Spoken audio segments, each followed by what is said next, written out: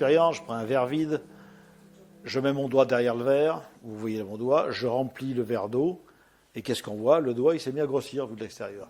Ça veut dire que dans le glaucome, qu'est-ce qui se passe?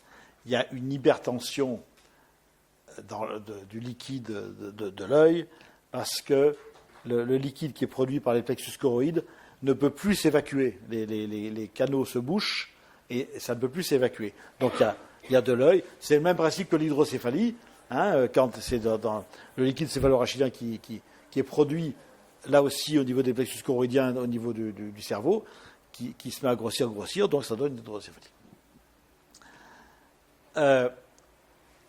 Mais en fait, plus je vais mettre d'eau, l'eau, c'est ce qui va donner la forme de l'œil, c'est ce qui va protéger l'œil, enfin dans le sens où c'est ce qui va... et ça va permettre de faire loupe.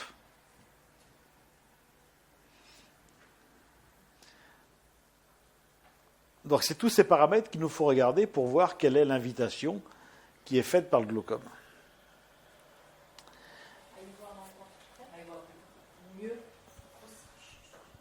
Oui, doucement. On va y aller doucement. Oui, mais c'est juste, c'est y voir plus près, mieux. Mais c'est mettre de l'eau. Oui, il y a cette notion d'amour. Et en fait, l'eau, vous le savez, si je verse de l'eau sur la table, elle va se répandre. S'il n'y a plus de table, elle tombe. S'il y a un récipient, elle remplit le récipient. Le récipient est plein, elle déborde, etc. L'eau, elle adhère parfaitement à la réalité concrète. L'eau, c'est vraiment... Donc, et en fait, adhérer à la réalité concrète, ne pas vouloir une autre réalité que celle qu'il a, mais c'est ça l'amour. C'est un constat. C'est un constat. Donc en fait, c'est une invitation à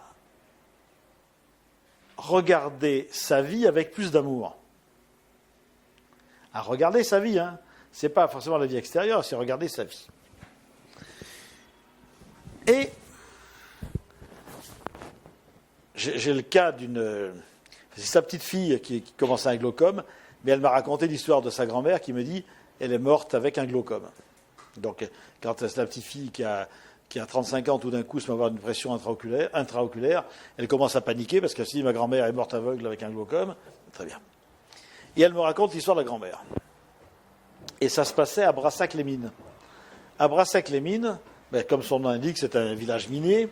Il y avait les mines de charbon. Et il y avait vous savez, les cités minières, c'est les maisons collées qui se ressemblent toutes, etc. Et la grand-mère, un matin, part au marché avec ses 2 paniers, va faire son marché. Puis au marché, elle discute avec une copine un peu plus longtemps que prévu, que d'habitude. Et elle arrive, comme si la rue était là, elle arrive ici, et quand elle tourne, elle voit au bout de la rue son mari, qui n'était pas grand-père encore à l'époque, bien sûr, son mari qui s'en va, qui part avec un copain dans la carriole, enfin il part avec un copain à la mine. Alors que ce jour-là, il ne devait pas travailler. En fait, il s'est trouvé que le copain avait quelque chose d'important à faire, il a demandé à son mari de le remplacer à la mine. Le grand-père est parti à la mine remplacer, il y a eu un coup de grisou et il est mort. Et quelque temps après, la grand-mère, enfin qui n'était pas grand-mère non plus à l'époque, fait un glaucome. Et en fait, elle arrive là. Au bout, je l'ai raté de rien du tout. Si je ne m'étais pas arrêté, discuter avec mes copines sur le marché, là, le grand-père, je lui aurais parlé, mon mari, je lui aurais parlé, il ne serait pas parti à la mine. Dans son représenté. Si je n'avais pas pris ce plaisir pour moi, etc., il ne serait pas mort. Et qu'est-ce que lui dit la vie? C'est reviens sur l'événement, donc rapproche-toi de l'événement, regarde l'événement, ça n'aurait rien changé. Parce que même si tu t'es pas arrêté, le grand-père, si ce n'est pas aujourd'hui, ça sera un autre jour, mais c'est son histoire à lui, laisse-lui sa responsabilité. Donc c'est une invitation à prendre la responsabilité de sa vie, en laissant, avec bienveillance pour soi, en laissant la responsabilité de la vie aux autres. Oui, mais c'est de sortir de... Oui, c'est parce que c'est même plus qu'un regret, c'est un remords. Hein. Donc c'est vraiment de mettre de l'amour dans la vision sur soi, en laissant la responsabilité de leur vie aux autres.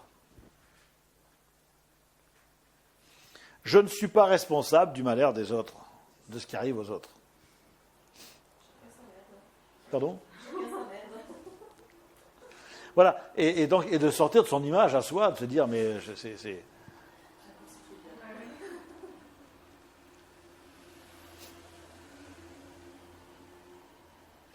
Donc c'est aussi de cesser de porter les événements de notre passé comme des erreurs ou comme des fautes qui ont déclenché un malheur autour.